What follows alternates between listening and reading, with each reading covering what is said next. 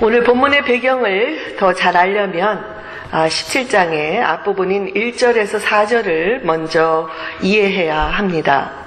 예수님께서 제자들을 지금 가르치십니다. 우리 교회로 말하면 영성훈련 학교가 열렸습니다.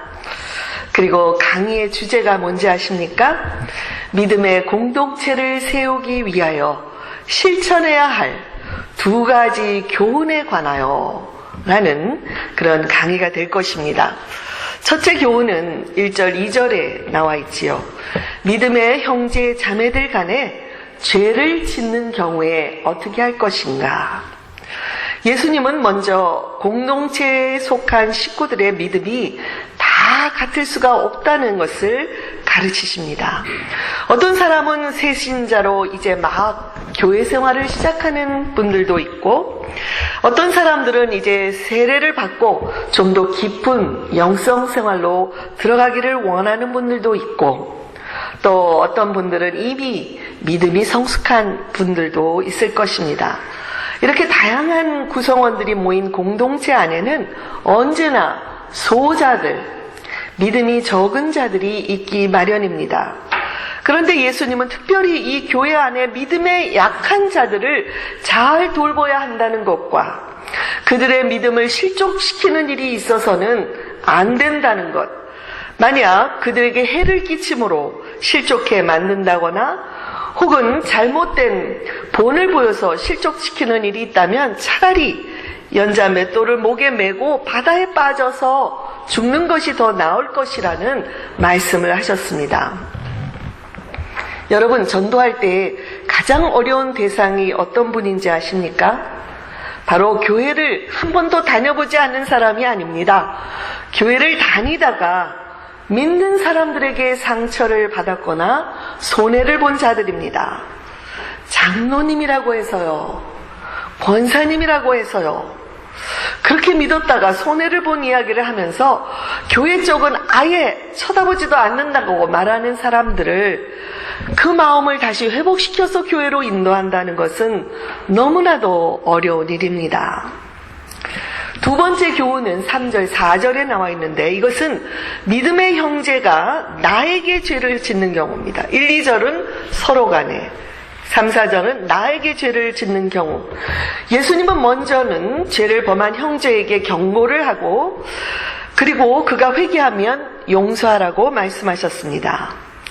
여러분, 같은 교인들끼리 잘못되는 일이 발생하면 쉽게 용서할 것 같지만 의외로 어려운 경우들이 많이 있습니다. 한번 뒤틀린 관계를 회복하는 것이 왜 그리도 어려운지요. 수년을 한 교회를 나오면서도 서로 보지 않고 지내는 경우가 있습니다.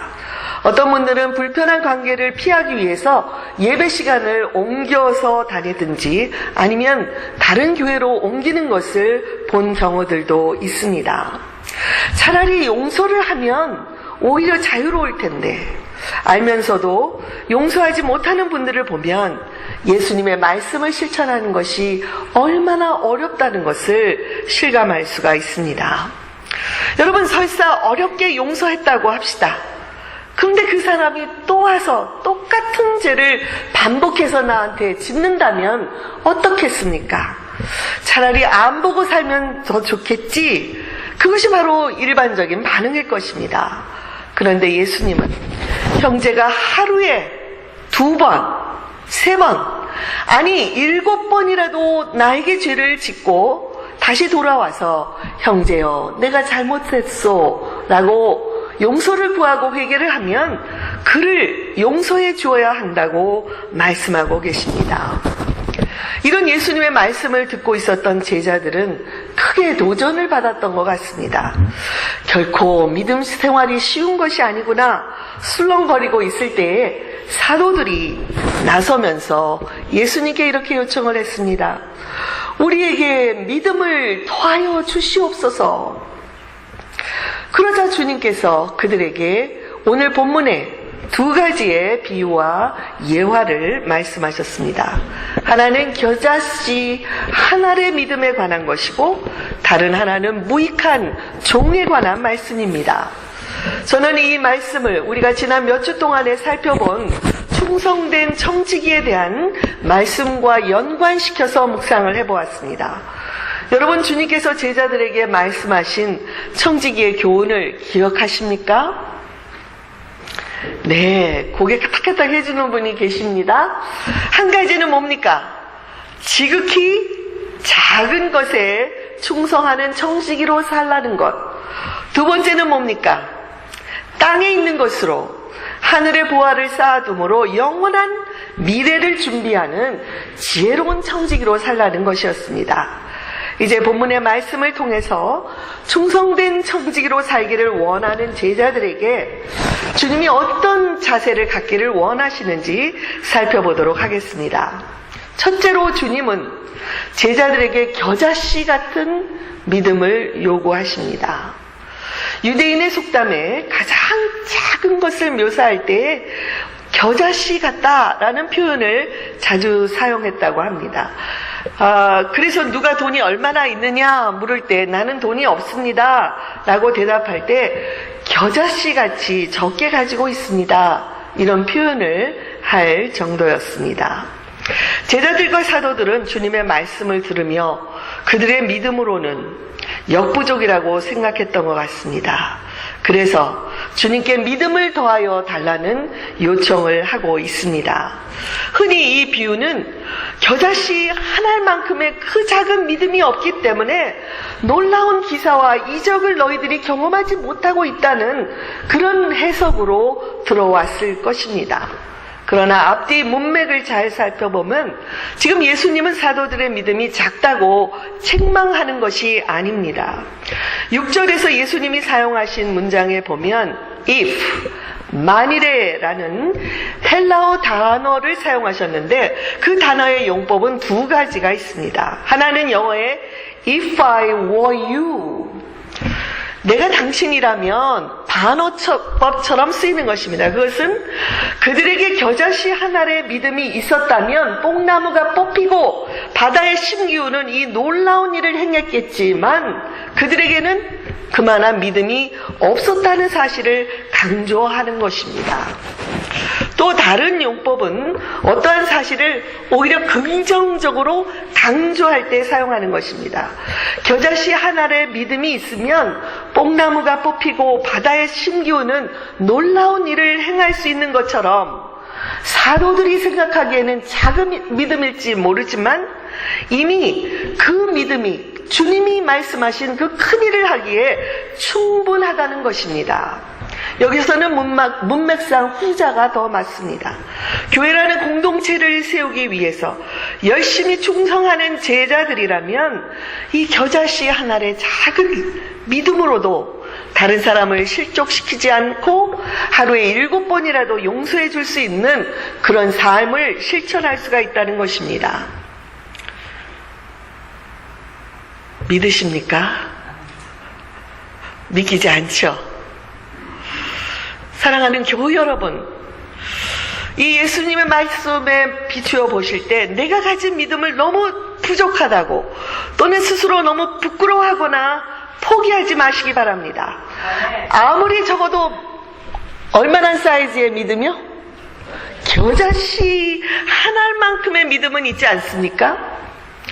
여러분이 주일에 이미 얼마든지 쉴 수 있고 다른 곳으로 갈 수 있지만 이 예배의 자리로 나와 이 자리에 있다는 그 사실, 그거 하나만 봐도 여러분과 저에게는 이미 겨자씨의 한 알의 믿음이 있는 것입니다.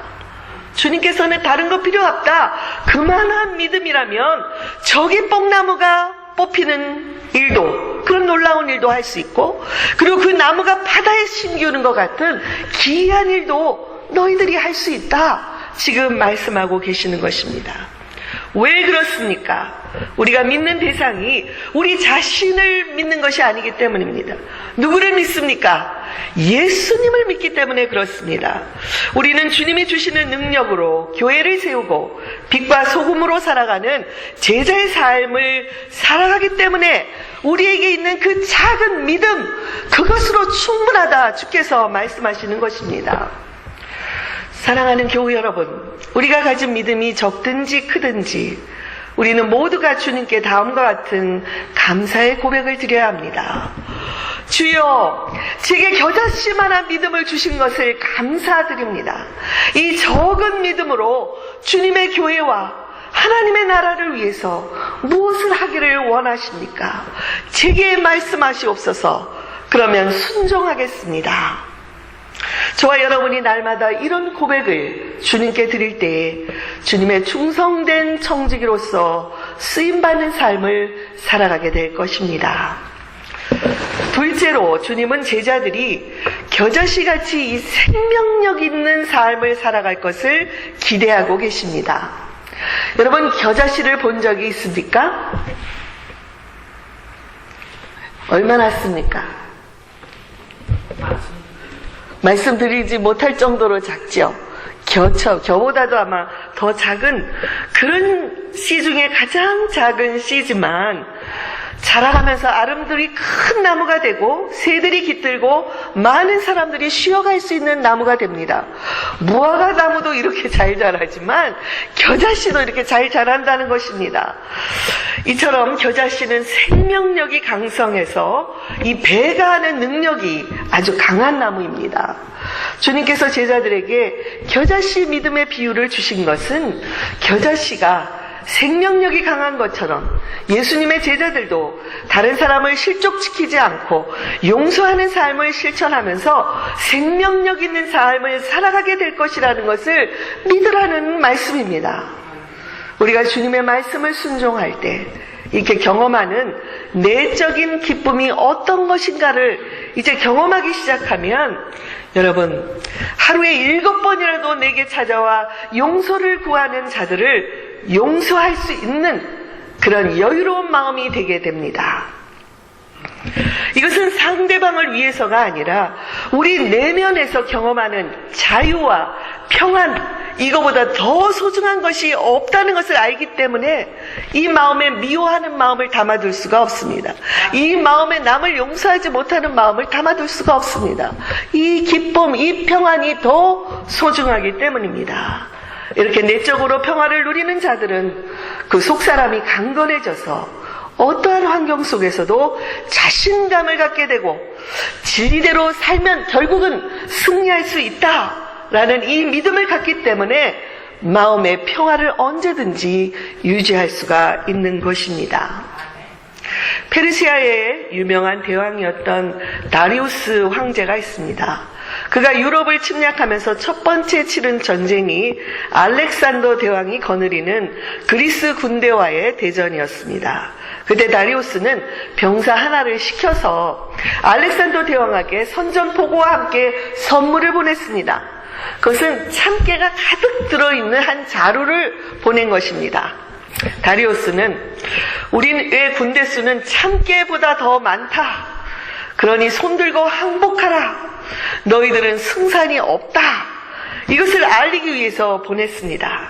그러자 알렉산더 대왕이 그에게 답장으로 작은 봉투에 씨 하나를 넣어서 보냈습니다. 그것이 바로 겨자씨였다는 것입니다. 그 겨자씨에는 이런 의미가 담겨 있습니다. 우리가 작다고 무시하지 말라. 우리는 무섭다. 우리는 놀라운 생명력을 가지고 있다. 우리는 겨자씨이다. 우리는 너희들을 맞이할 준비가 되어 있다. 여러분, 놀랍게도 이 전쟁에서 누가 이겼겠습니까? 알렉산더 대왕이 이겼다는 것입니다. 이것이 바로 겨자씨의 위엄입니다. 여러분, 저처럼 또 여러분도 날마다 생명력 있는 삶을 살기 원하십니까? 네. 말이 잘못 나왔어요. 제가 항상 생명력 있다는 건 아니지만, 그렇다면 아무리 작은 것이라도 주님께 충성하는 삶을 살아가십시오. 이 세상의 재물로 하늘에 쌓아두는 자들이 되십시오. 제가 이런 말씀을 드리면, 목사님, 저희 여기서 먹고 살기도 힘든데 왜 자꾸 하늘에 쌓아두라는 말씀을 하십니까? 우리가 어떡합니까? 이렇게 질문하는 분들이 계십니다. 그런 생각을 하는 분들은 제 말씀을 오해한 것입니다. 우리의 생각으로는 재물하면 돈이 전부라고 생각할지 모르지만 우리가 하늘에 쌓아둘 수 있는 것은 단순한 돈이 아닙니다. 지난 주일에도 말씀드렸듯이 천국은 사랑 아닌 것들이 머물 수 있는 곳이 아닙니다. 오직 사랑으로 드리는 재물, 사랑으로 드리는 우리의 시간, 사랑으로 드리는 우리의 재능, 사랑으로 행하는 것들이어야 천국에 쌓아둘 수가 있는 것입니다. 우리가 사랑으로 관심을 갖고 한마디 나누는 것, 함께 울어주는 것, 함께 즐거워하는 것, 이것도 하늘에 쌓아둘 수 있는 것들입니다. 여러분, 주님이 무엇이 부족해서 우리에게 돈을 달라고 하시겠습니까? 물론 주님을 사랑하는 마음 때문에 자발적인 빈곤을 실천하며 이웃을 돕는 분들도 계십니다. 그러나 주님은 우리에게 필요한 것을 아시고 채워주시고 더 풍성해 주기를 원하시는 분이십니다. 세 번째로 주님은 제자들에게 무익한 종의 자세를 기대하고 계십니다. 오늘 본문 1절과 4절에서는 7장 예수님과 제자들 간의 대화였습니다. 누가가 기록한 걸 다시 보시면 그렇게 차이가 있습니다. 5장에서 10절까지는 사도들과 주님과의 대화입니다. 사도들과 주님과의 이루어진 대화를 보면 사도들은 제자들 중에서도 예수님과 가장 가까이에서 동고동락하며 가까이 할 수 있는 특권을 가진 자들이었습니다. 주목해야 할 것은 사도들이 예수님을 Lord, 주여라고 부르고 있다는 것입니다.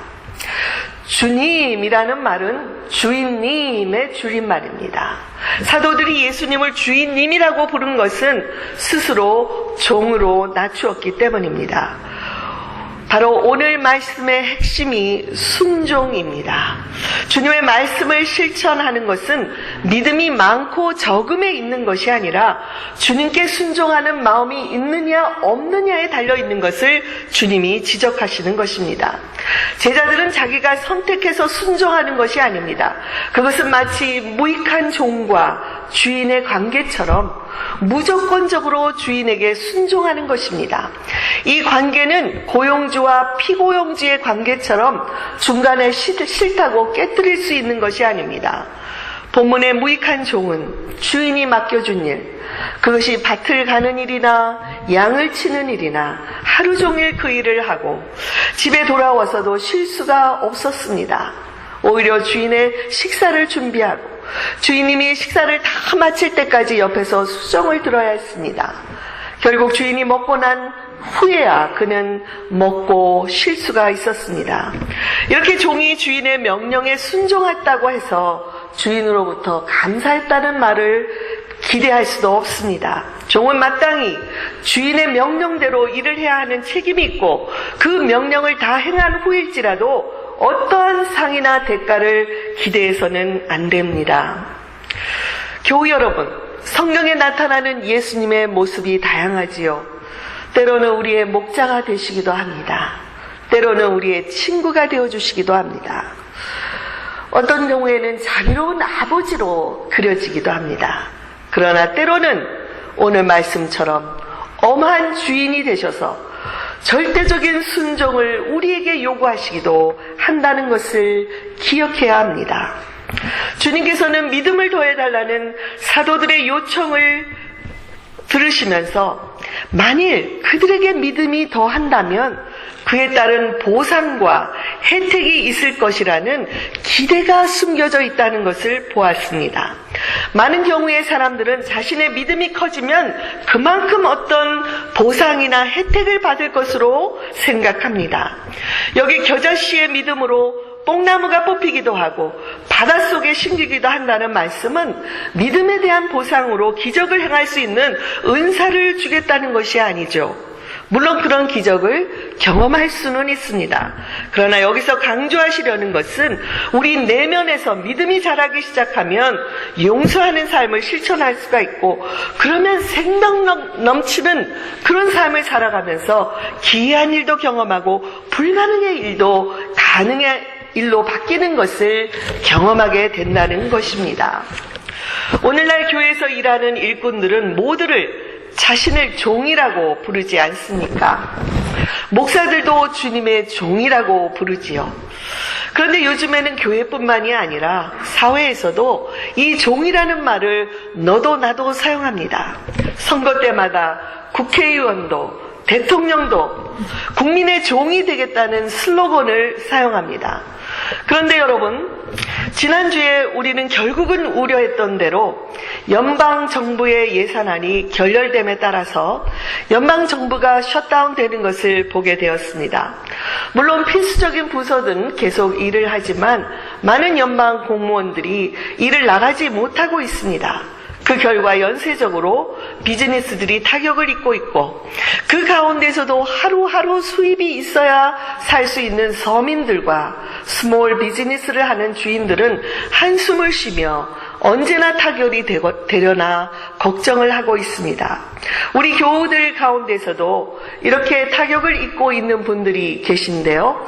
하루빨리 잘 해결이 되도록 열심히 기도를 해야겠습니다. 이처럼 국민의 종이 되겠다고 해서 국민에 의해서 뽑힌 국회의원들과 정부 공무원들이 정말 국민을 생각하는 종이 맞는가 하는 그런 생각을 할 때가 많이 있습니다.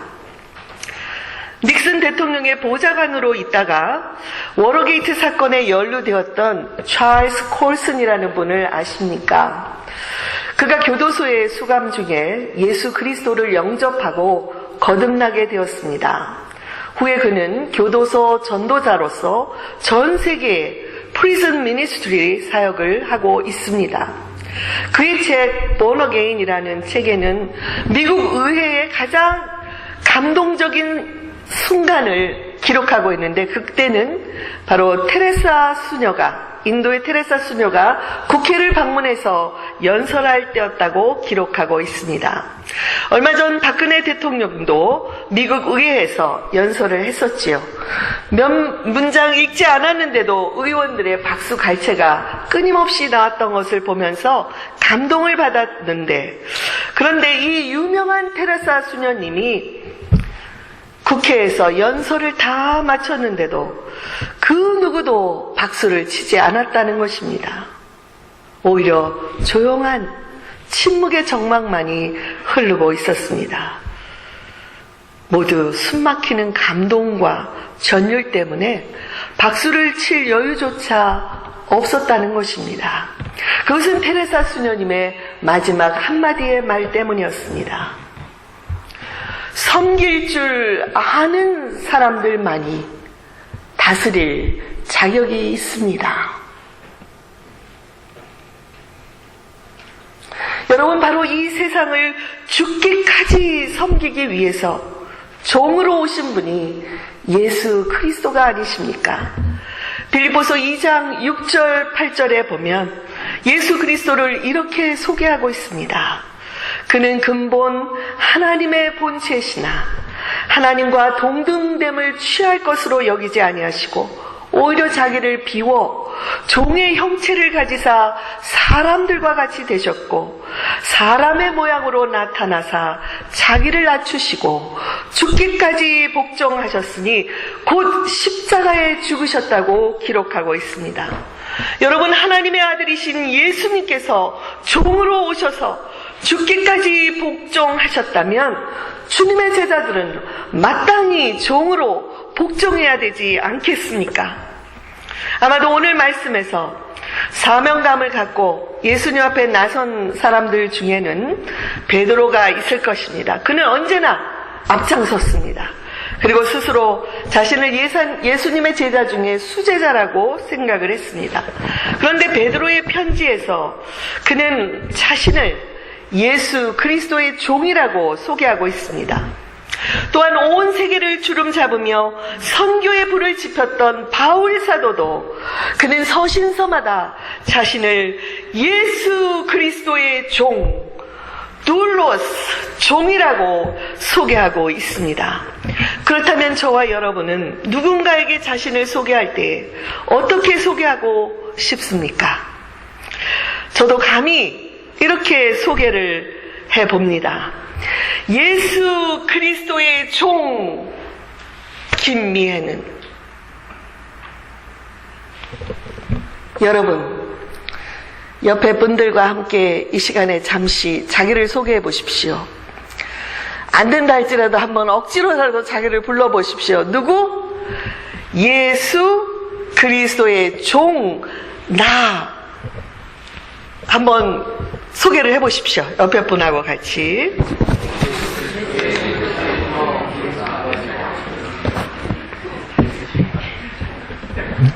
얼굴이 부끄럽습니까? 그렇지만 뭐만 있으면, 겨자씨의 믿음이 있으면 우리는 자격이 있습니다. 제가 자주 인용하는 성 프란시스의 일화 중에 하나지만, 어느 날 열정이 많은 청년이 수도회에 가입하겠다고 찾아왔습니다. 너무나 정열이 많은 청년이기 때문에 이 글을 받아들일 것을가 아닌가를 고민하다가 청년에게 한 가지의 과제를 주었습니다. 젊은이, 저기 배추가 한 포기 있지 않나? 저 배추를 거꾸로 심어보겠나? 프란시스가 후에 밝히기를, 내가 엉뚱한 과제를 그에게 준 이유는 그 청년이 상식에 맞지도 않고 자기의 생각과도 맞지 않다 할지라도 영적인 스승에게 순종하는 자질이 있는가를 테스트해보기 위해서였다고 밝혔습니다. 때로는 하나님께서도 저와 여러분이 순종하는 자질을 갖고 있는가 테스트해보기 위해서 우리의 상식을 초월하는 요구를 하실 때가 있습니다. 여러분, 누군들 모든 것이 잘 갖추어진 교회에서 신앙생활을 하는 것이 좋은 줄을 모르겠습니까? 그런데 때로는 작고 어려운 교회에서 주님께 절대적으로 순종하는 삶을 더 잘 훈련할 수가 있다는 것입니다.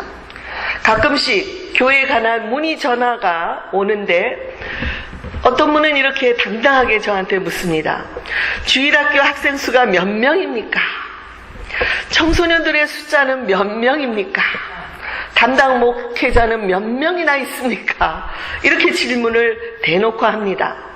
저는 제가 마치 무슨 죄인이나 된 것처럼 대답을 시원하게 하지 못하는 그런 저를 보면서 조용히 주님 앞에 엎드렸습니다. 주님, 제게 겨자씨의 믿음을 주소서. 생명력 있는 겨자씨처럼 아무리 열악한 환경에서도 우물 트고 싹이 나고 뿌리가 내리는 아름드리 나무로 자라가게 하소서.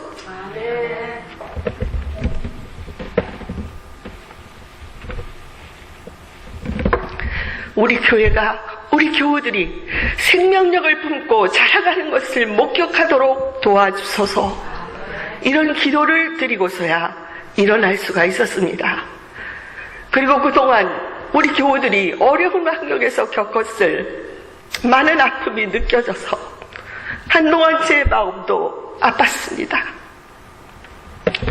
저는 이 모든 것을 아시는 주님께서 더욱 풍성하신 사랑으로 품어주실 것이라는 믿음과 저 또한 목자의 심정으로 열심히 품으며 교우들을 사랑하겠다는 다짐을 했습니다.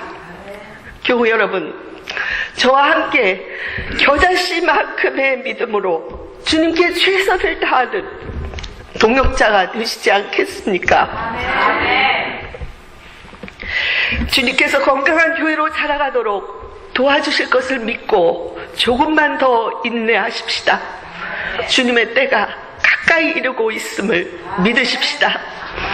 어려울수록 더욱 말씀을 배우는 자리, 성도의 교제를 나누는 자리에 적극적으로 참여함으로 뒤처지는 자가 한 사람도 없는 건강한 교회, 사랑스러운 성마가 교회가 되기를 주님의 이름으로 간절히 축원드립니다.